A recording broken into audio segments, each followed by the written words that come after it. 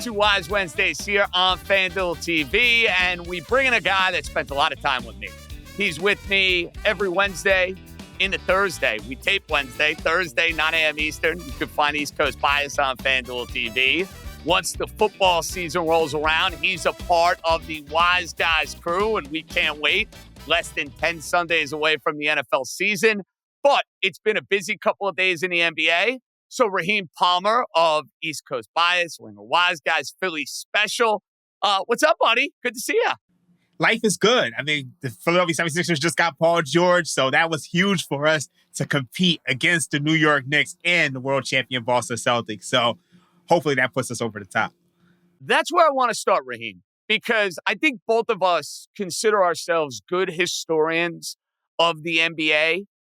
I can't think of a time where the Celtics, the Knicks, and the 76ers are all cooking at the same time. And if you want to tell me last year or the year before that, that's fine. But like going into the year, I think all three of those teams are going to have legitimate aspirations of winning the Eastern Conference and, dare I say, winning an NBA title. Raheem, I can't think of an example. Can you remember the Celtics, the Knicks, and the Sixers being this good at the same time? Never. I mean, there's never been a time. You look at the odds right now on FanDuel Sportsbook, the Boston Celtics are plus 145, the Sixers are plus 400, and the Knicks are plus 450 to win the conference. So those are the clear top three teams in the conference, and I don't think we've ever seen that during our lifetime. Let's get to your Sixers. Question last year was, okay, it's Embiid and Maxey, and who else is going to be able to help out? Paul George, if you get the version of Paul George we saw last year with the Los Angeles Clippers, and assuming he can play regular season games, and assuming, of course, he's going to be out there for the postseason, there's no doubt he helps this team. But as far as your look on Philly, as far as their championship window has, maybe been concerned here, does it change dramatically in your eyes, bringing George into this mix? I think it changes a bit. I mean, obviously, you saw the Philadelphia 76ers odds go from about 16 to 1 to win the NBA title to plus 850 to win the NBA title. Now, I wouldn't suggest buying into the Sixers at this point in time because you look at this Philadelphia 76ers roster, they're very top heavy. You're looking at a team with Joel Embiid, Tyrese Maxey, and Paul George. And obviously, they bring back Kelly Oubre, and then you bring in Andre Drummond, but they don't have a lot of depth. You look at the Boston Celtics, you look at the New York Knicks, they are stacked with talent. We have to wait until Daryl Morey fills out the rest of this roster to see what they bring to the table because we know Paul George, he's 34 years old. He's getting up there in age. This is a guy who's missed a lot of time. He's had that serious injury years back. He did play, 70 games or so last year, but the year before that, he didn't play too much, and they ended up missing the postseason. And we know Joel Embiid is a guy who gets injured. So until they fill out the rest of this roster, you still got to be a little bit skeptical, but I think the top-notch talent is there, and the potential is there for the Sixers to be able to compete for a title. So here's my feeling on this, Raheem. I think the Sixers' best is probably better than the Knicks' best if we're like going through and we're like drafting a fantasy team and it's you and I going back and forth. But the totality of the Knicks, as you just alluded to, and the toughness of the New York Knicks, just the style in which they play, the way they're going to be able to guard with a variety of different people. Now bringing in Bridges alongside OG Anunoby, making sure he's back in the fold. Brunson at the end of these games. I'm of the mindset that, yes, Philly's best might be better than Knicks' best, but I think I like the Knicks more because they got more ways to beat it. Does that make sense? I know we're splitting hairs. I know it was a very evenly matched first-round series, and I'm going to be stunned if it's a first-round series this year because I don't think the Knicks and the Sixers are going to find themselves in like a 2-7 scenario. But am I crazy to like the Knicks a smidge more because of their overall depth? I do like the Knicks more. And I don't even know if the Sixers' best is even better than the Knicks' best at this point in time because there's still a lot of unknowns. We just don't know what the rest of that roster looks like. They don't have a true point guard on this roster. You got to remember, Kyle Lowry is a free agent. He could be heading somewhere else. You're looking at a guy like DeAnthony Melton. He was big for the Sixers. Obviously didn't play in the postseason, but he was a big piece for them. He's going to Golden State. So the rest of this roster really needs a lot of work. They're very top heavy right now. I think the Knicks are by far the better team. Okay. Outside of Boston, the Knicks, and the Sixers, who's the team that you're looking at in the rest of the Eastern Conference? Cleveland's got a new coach, Kenny Atkinson. They bring back Donovan Mitchell. They give him the extension. Orlando goes and gets Caldwell Pope from the Nuggets. That's a team that was on the up and up last year and played well. Maybe it's Milwaukee. Maybe you're buying out Miami. Who is the team at this point in time, Raheem? And I know a lot can still happen between now and the start of the regular season. But who's the team that you're looking at outside of that top three in the East and say, I got my eyes on them? It's definitely the Cleveland Cavaliers and the Orlando Magic. You mentioned the Cleveland Cavaliers. They got a great coach in Kenny Atkinson.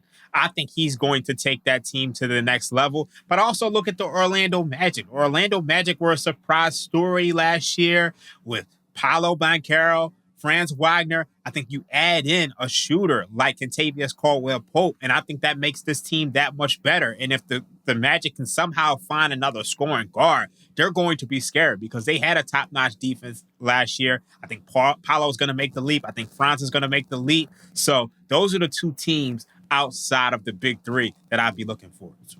Interesting. Okay, let's shift gears. Let's go to the Western Conference. A year ago, we were doing summer East Coast bias.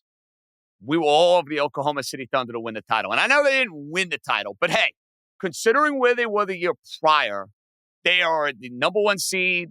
They win around. They lose a hard-fought 6-game series to the Dallas Mavericks. So I think we should take a bow for giving out 125 with a team that was in the lottery and then seeing them all the way to the second round. Why do I bring all of that up? I think Oklahoma City, Raheem, has had as good an offseason as any team in the NBA. I do. When you go and add Alex Caruso and the sort of toughness he brings and the winning intangibles he brings, you go and get my dude Isaiah Hartenstein, who I'm going to miss a ton with the Knicks. He was great with Jalen Brunson, great in the pick and roll, had that little floater bunny, takes a lot of the pressure off of a guy like Chet Holmgren. I kind of look up and down the Western Conference, and I see the emergence of budding. He's not budding. He's already there. He's a superstar in SGA, plus everything else they have on the roster, plus what they have added. Am I crazy to say OKC, team to beat in the West as of this point? They are by far the best team in the Western Conference. And, the odds reflect that. They've gone down to plus 750 to win the NBA title. And, not only did they trade for Alex Caruso. This guy's a 40% three-point shooter. But they got rid of a problem in Josh Giddey. This guy is a great ball handler, but he was their weakest shooter, and they did not have to defend that guy. And then you look at the pickup for Isaiah Hartenstein. 3 years, $87 million. That's going to be huge because when you look at one of the biggest weaknesses of the Oklahoma City Thunder last year, it was rebounding. They were 27th in offensive rebound rate and 29th in defensive rebound rate. So if you look at that Dallas Mavericks series, a lot of those games came down to the fact that they couldn't pick up some rebounds. That's going to change here. So you look at the fact that they had a top 5 offense, top 5 defense. They had a superstar in SGA. You got Jalen Williams, who is emerging. He probably could be an all-star this year. They have all of the pieces that you need. So I think this team is a legitimate championship contender. I also think you could be looking at SGA at plus 550 to win the MVP. I think that's a little bit of a bargain because they're going to be one of the best teams in the Western Conference. No doubt about it. Now, the Denver Nuggets are kind of in a weird spot because they say goodbye to Caldwell Pope, who was just gigantic for them a couple of years ago.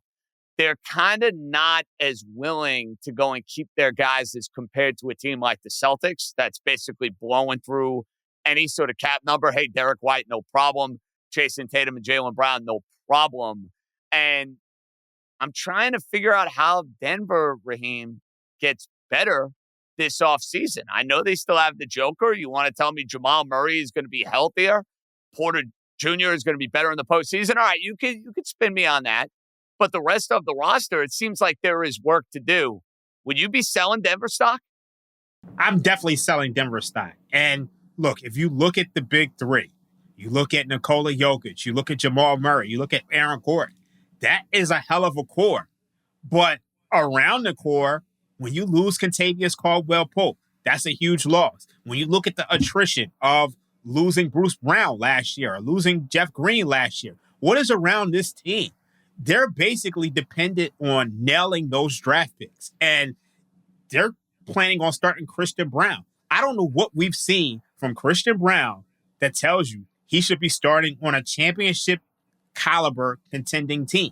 So to lose KCP and start Christian Brown, and now the bench is even worse, I'm really skeptical that this Denver Nuggets team has enough to win a championship. So I'm definitely selling their stock. I mean, obviously it's tough to do when you have the league's best player in Nikola Jokic, but I am not happy with what I've seen from what they've done with these moves. Okay, Raheem. The Dallas Mavericks were in the NBA Finals a year ago. Luka Doncic, Kyrie Irving, we know how it played out in their run to the NBA Finals, and it was a much different tale for them when they matched up with the Boston Celtics. It felt like they were clearly a body or two short. They go and add Klay Thompson. Klay Thompson, the resume speaks for itself. He's a 4-time NBA champion, splash brother, tons of incredible postseason moments throughout his career. That said, Raheem, he looked Larry Holmes status last year. To use your terminology, my dude, he looked Larry Holmes status if you watch the Golden State Warriors. He gets paid. He now goes to Dallas. He doesn't need to be the man. They got Doncic. They have Kyrie Irving. One, what are your expectations for Klay in Dallas? Two, does it change his scenery, in your opinion, help him?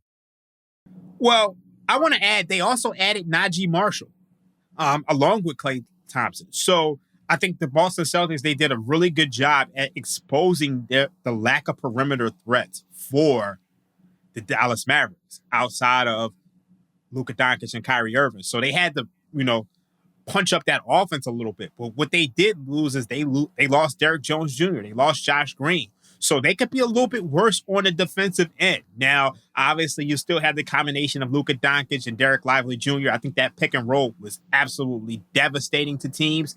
I expect Klay Thompson to have a resurgent season. I really do. I think motivation is a huge part. He doesn't have to do as much. It is a little bit of a different fit because Luka has the ball in his hands all the time. There's not constant ball movement like we saw in Golden State. So I am wondering how Klay Thompson is going to look with, such a ball-dominant player. But I think he's going to have those open, available shots, and I think he's going to hit them. But I do think the Dallas Mavericks, they take a little bit of a step back defensively.